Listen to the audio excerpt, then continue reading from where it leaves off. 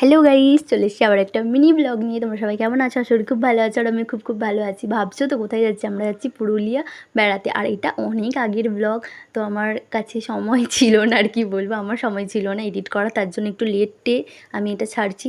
তো এখানে আমরা সবাই দাঁড়িয়ে আসছি এখন হাওড়া স্টেশনে। আমাদের রাত্রি ওই 11:30 নাগাদ ট্রেন ছিল, তার জন্য সবাই মিলে দাঁড়িয়েছিলাম।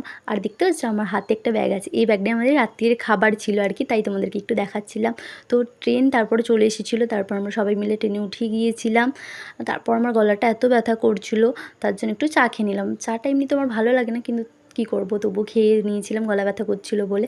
তারপর আমার দিদি এনেছিল লুচি আর আলুর দম, মিষ্টি, তো সেটা সবাই মিলে খেয়ে নিলাম। খেয়ে দিয়ে এবার একটু রেস্ট নিয়ে তারপর ঘুমাতে হবে। তো ফাইনালি আমরা পুরুলিয়া স্টেশনে নেমে গিয়েছিলাম, আর ভিডিও করতে একদমই ভুলে গিয়েছিলাম। তারপর আমাদের গাড়ি চলে এসেছিলো, আমরা গাড়িতে করে উঠে সবাই মিলে খুব মজা করতে করতে যাচ্ছিলাম আর কি। আর এখানে গান চলছিল, তার জন্য আমাকে ভয়েস ওভার দিতে হয়েছে, নাহলে এমনিই দিতাম। মানে খুবই এক্সাইটেড ছিলাম আর কি, সামনে থেকে পাহাড় দেখবো বা পাহাড়ে উঠবো, এরকম একটা এক্সাইটমেন্ট কাজ করছিল। তারপর গাড়ির বাইরে থেকে পাহাড়, একটা সুন্দর ভিউ দেখতে দেখতে আমরা পৌঁছে গিয়েছিলাম আমাদের হোটেলে। তো নেক্সট পার্ট দেখার জন্য কমেন্ট করো, টাটা।